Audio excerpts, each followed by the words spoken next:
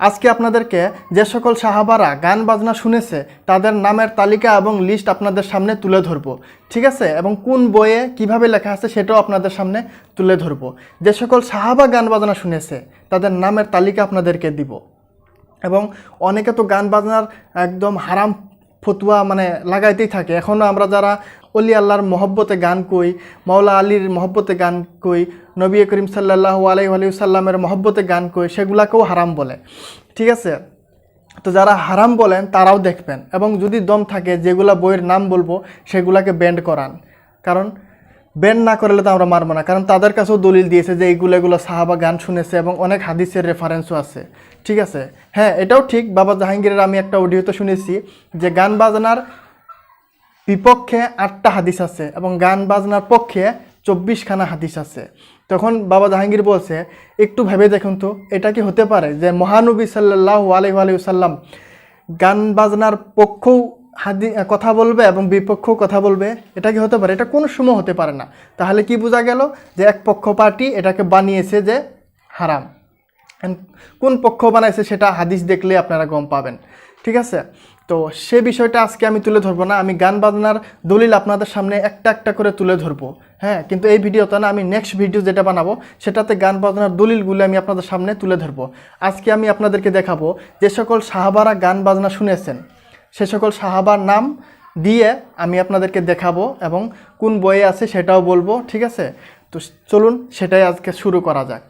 এখন আমি যেই বইটা দিয়ে আপনাদেরকে দলিল দেবো সেটা হচ্ছে মসনবী শরীফ প্রথম খণ্ড, অনুবাদক ডক্টর মইজুদ্দিন রশিদ, 70 নম্বর 1 পৃষ্ঠা। দেখুন এখানে কি লেখা আছে, যে সকল সাহাবীগণ গান বাজনা শুনেছেন তাদের নামের তালিকা, ঠিক আছে? তারপরে দেখুন হযরত জাফর ইবনে কামাল উদ্দিন রহমতুল্লাহ আলাইহি ইত্তেবাফি আহকামি সামা নামক কিতাবের 43 নম্বর পৃষ্ঠায় নিম্নলিখিত রূপে লিপিবদ্ধ করেছেন, হযরত রাসূল করিম সাল্লাল্লাহু আলাইহি ওয়াসাল্লাম সহ তাহার সাহাবীরা গান বাজনা শুনেছেন। তাহা বিশ্বস্ত সনদ সহ, ভালো করে দেখুন, তাহা বিশ্বস্ত সনদ সহ সহি হাদিস সহ যাহারা গান বাজনা শুনেছেন তাহাদের নাম মোবারকগুলো তুলে ধরলাম। দেখুন বইয়ের নাম এখানে আছে, ইত্তেবাফি আহকামি সামা। এই কিতাবের 43 নম্বর পৃষ্ঠায় লেখা আছে, ঠিক আছে? যারা গান বাজনা শুনেছেন এবং সেগুলো এখানে তুলে দেওয়া হয়েছে। দেখুন হযরত আবু বকর রাদিয়াল্লাহু আনহু, হযরত উমর ফারুক রাদিয়াল্লাহু আনহু, হযরত উসমান গনি রাদিয়াল্লাহু আনহু, হযরত আলী আলাইহিস সালাম। এখানে আপনাদের সুবিধার জন্য আমি সাহাবাদের নামগুলো ফটোকপি করে দিয়ে দিছি, আশা করি আপনারা এখান থেকে দেখে নেবেন। এখানে দেখুন এইভাবে কতগুলি সাহাবার নাম দেওয়া আছে।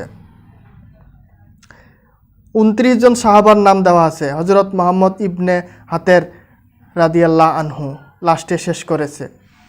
দেখুন গান বাজনা যে সকল সাহাবী শুনেছেন তাদের নামের তালিকা আমি আপনাদের সামনে তুলে ধরলাম এবং আপনাদেরকে দেখিয়ে দিলাম, ঠিক আছে? এবং সুন্দরভাবে দেখিয়ে দিছি বলে আমি আশা করি।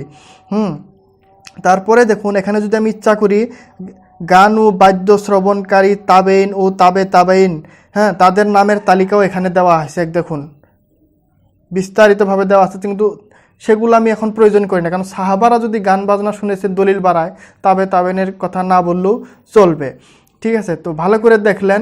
তো আমরা নেক্সট ভিডিওতে আমি আপনাদেরকে দেখাবো যে গান বাজনার দলিল, সেগুলো আমি আপনাদের সামনে তুলে ধরবো, সেগুলো আপনাদেরকে আমি একটা একটা করে দেখিয়ে দিব, হ্যাঁ, দলিল সহকারে। কোন হাদিসে কত নম্বর পৃষ্ঠায় কি বলা হয়েছে সেগুলো সম্পর্কে যতটুক পারি আমি, আমার কাছে যতগুলো আছে বাবা জাহাঙ্গীরের রহমতে সমস্ত কিছু আপনাদের হাতে তুলে দেব। তো আজকের জন্য এতখানি। হ্যাঁ, কারো যদি নামগুলো দেখা বা পড়ার অসুবিধা হয়েছে আমাকে বলবেন, আমি আপনাদেরকে কমেন্টে সুন্দরভাবে লিস্টে দিয়ে দিব, ঠিক আছে? তো আজকের জন্য রাখছি। খুদা হাফিজ।